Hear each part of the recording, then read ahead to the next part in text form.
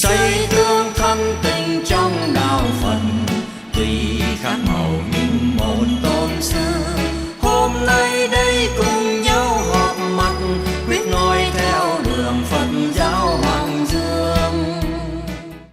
Hello, welcome back to Sang Noi Sang Fa. And so I left off with a series of questions for Tagmin. So the last one we left off at before the commercial break was, do you feel that in our generation, as we get older, that we would experience times of more peace, or do you think we'll experience times of more ignorance where most people are suffering more? Is there kind of a gleaming hope into using the technology or using people to, act more? Yeah. Well, like I said earlier, I believe that right now is the best time for Buddhism to grow. It's the best time for Buddhism to shine.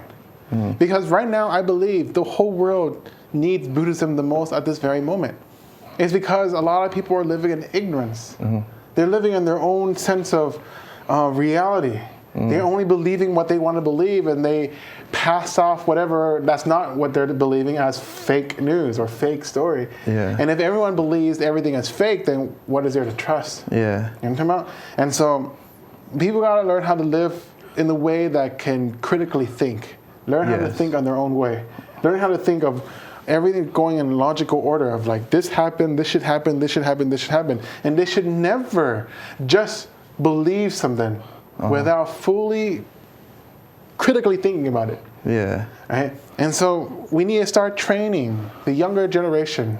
Maybe our generation is a little too old because we're already ingrained in that thinking. Yeah. But it doesn't necessarily mean that the next generation should be that way. However, the next generation, they're so engulfed in their iPad, their iPhones, and their technology that they're not thinking.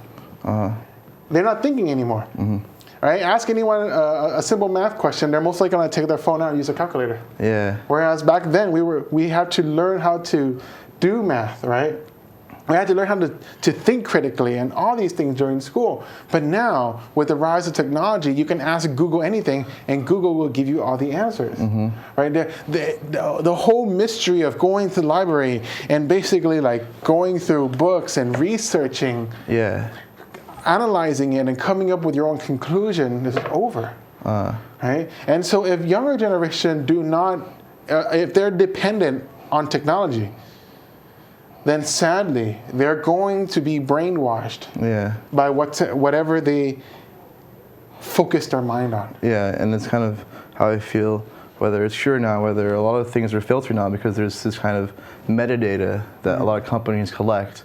And it, obviously, just as TV, you see what you like and people put in what you like.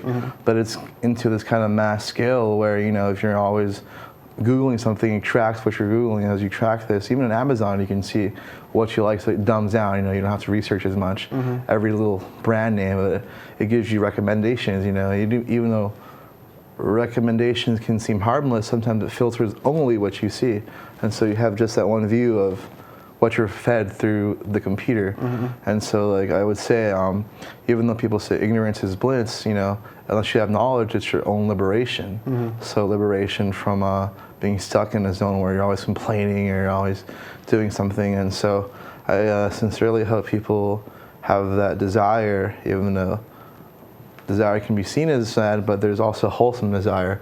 And the wholesome desire is to give yourself more of that wisdom and more of that knowledge, and really embrace education and for what it is, but also on your own time, learn to read or meditate and to practice different activities to calm your mind down. And so if you agree with me, I think Buddhism is the best life insurance policy because it's free, and if you practice anything, you'll have returns for it within this life and the next life. And so could you explain to me, if some people don't feel like they should act as a reward, like they feel like they believe Buddhism, but they don't believe in reincarnation or rebirth. They don't believe in the rewards or any type of reward or exchange back from good behavior. But could you explain to me how, okay, so if I say something nice to somebody, then how, or if I give someone something, and I get nothing back, what will I get back then? If I give a temple $100 or $1, what do I hope to get back from it? Is it something where I hope to get something back, or do I just give without expecting nothing in return. See, when you give something, say for example, you give a $100 bill, all right, and you hope for something back, you're not giving, truly giving. You're giving with condition. However, if you give a $100 bill and you just let it go, and you give unconditionally, then that's when you are blessed in abundance. Yeah.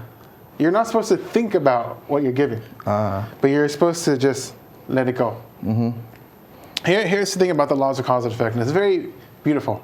The laws of cause and effect, like I said before, it doesn't discriminate who you are, what degree you have, what skin color you are. It doesn't matter. It only knows wholesome and unwholesome. But here's the thing. The laws of cause and effect does not discriminate between a $100 bill or a $1 bill.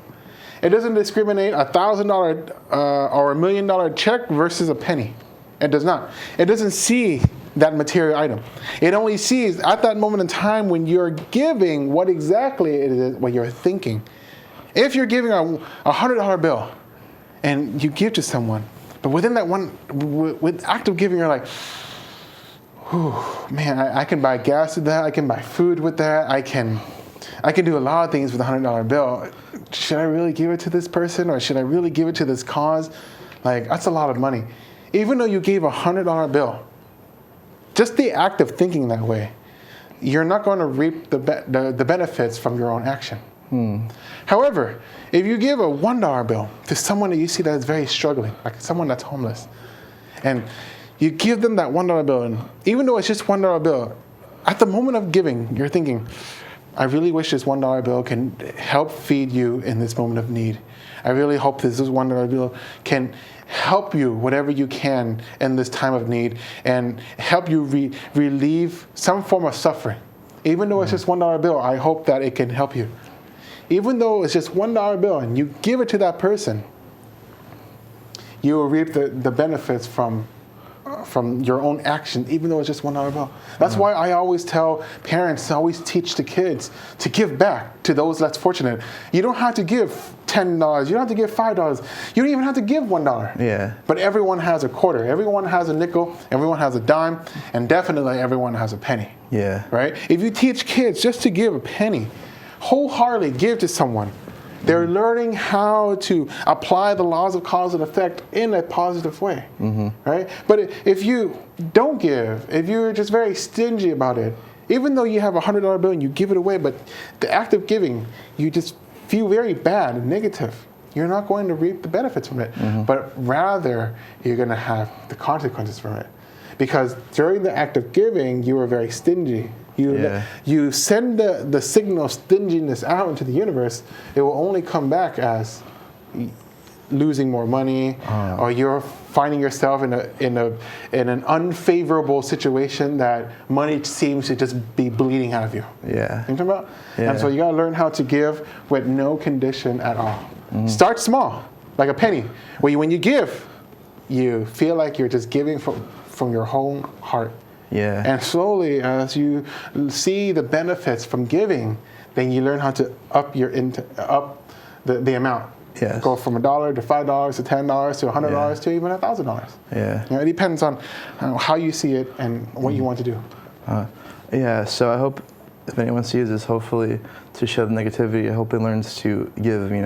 Don't give thoughts and feelings of revenge or hatred, but try to give out more thoughts of love and compassion towards those that are suffering at this moment. Because if we do something like prayer ceremonies or lighting candles or a candle vigilance, and it kind of sends off that spiritual or energetic level into the universe and sorts as people pass on. And so I hope we don't incite more of the negative and ill will thoughts in others, and I hope we don't view the criminals or view anyone as less than human beings as well.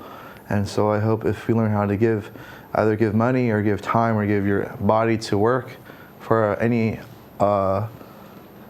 type of institution that's nonprofit or helping those less fortunate, then I hope others do so. And I guarantee you that as you do those kind of actions, you may get maybe not money directly back, but a whole other form of happiness as you see others being very grateful for your time and service, and you just seemingly doing nothing, and because you think you're just raking or sweeping something, and it means a lot to keep something clean, you know.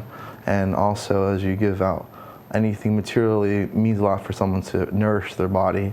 And so I hope if you have any wish to see us in our temple, because we are out of time, but if you wish to see us on Wednesday nights at 7:30 in our Los Angeles temple called UFAP, then we're wholeheartedly here to see you, and we're there to chant and meditate and discuss about Dharma. Yes. And so if you have any extra time and free time, please make it out to our temple. We will. Every Wednesday night at 7:30. Yes. And Emma wants to take a money foot. Thank you for being part of our program. Thank you so much. 世間吞定trong đạo Phật, tùy khát màu những một